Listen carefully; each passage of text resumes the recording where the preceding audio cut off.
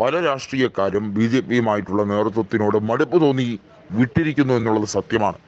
ഡൽഹിയിൽ കെജ്രിവാളിൻ്റെ ഇമ്പാക്റ്റ് വളരെ വലുതായിരുന്നു. കെജ്രിവാളിനെ എൻഫോഴ്സ്മെന്റ് ഡയറക്ടറേറ്റ് നിരവധി തവണ നോട്ടീസ് കൊടുത്തതും അദ്ദേഹത്തിനെ അറസ്റ്റ് ചെയ്തതും അദ്ദേഹത്തിനെതിരെ കാണിച്ച ക്രൂരതയും അത് ഡൽഹിയിലെ ജനത കൃത്യമായി മറുപടി കൊടുക്കുന്ന ദിവസമായിരിക്കും ഡൽഹിയിലെ വോട്ടെടുപ്പ് എന്ന് വെറുതെയല്ല കൃത്യമായി കോൺഗ്രസ് ആരോപിക്കുന്നു. കോൺഗ്രസ് ഏകപക്ഷീയമായി ഒപ്പം തന്നെ നിൽക്കുന്ന ഒരു കാഴ്ചയാണ് നമ്മൾ കണ്ടത്. ഇന്നേ വരെ കണ്ടിട്ടില്ലാത്ത ഒരു പിന്തുണ ആം ആദ്മി പാർട്ടിക്ക് നൽകി.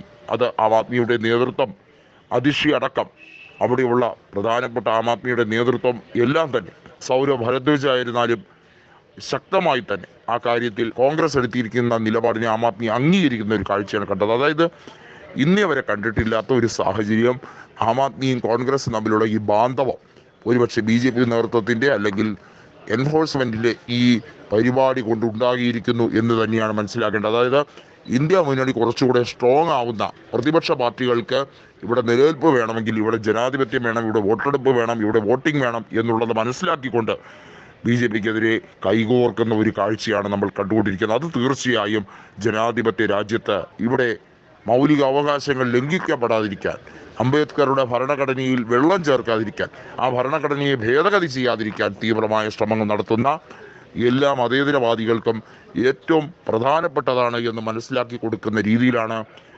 ഡൽഹിയിലെ ലോക്സഭാ തെരഞ്ഞെടുപ്പ് നടക്കാൻ പോകുന്നത്. 7 ലോക്സഭാ മണ്ഡലങ്ങളിൽ തീർച്ചയായും ഇന്ത്യ മുന്നണിയുടെ ഒരു വലിയ മുന്നേറ്റം നടത്താൻ വേണ്ടിയാണ് ഡൽഹിയിൽ രാഷ്ട്രീയപരമായി കോൺഗ്രസ് അവിടെ മുന്നോട്ട് വയ്ക്കുന്ന ആശയം. കനയ്യകുമാർ അടക്കമുള്ള JNUവിലെ മുൻ നേതാക്കൾ കോൺഗ്രസിലേക്ക് വന്നതോടുകൂടി കോൺഗ്രസ് അതിശക്തമായി ഉണർന്നിരിക്കുന്നു. യുവാക്കളെ ആകർഷിക്കാൻ കഴിയാത്ത പാർട്ടിയാണ് ഒരു ഘട്ടത്തിൽ എന്ന് കോൺഗ്രസ് വെല്ലുവിളി നേരിട്ട ആ സാഹചര്യത്തിൽ രാഹുൽ ഗാന്ധിയുടെ 2 ജോഡോ യാത്ര കൊണ്ടുണ്ടായ മാറ്റമെന്ന് പറയുന്നത് വളരെ വലുതാണ്. രാഹുൽ ഗാന്ധിക്ക് ഇപ്പോൾ കിട്ടിയിരിക്കുന്ന ഹൈപ്പ് അത് തീർച്ചയായും ജനകീയത അടിത്തറ എത്രത്തോളം ശക്തമാണ് എന്നുള്ളത് വ്യക്തമാക്കുന്ന ഒരു സാഹചര്യമാണ്.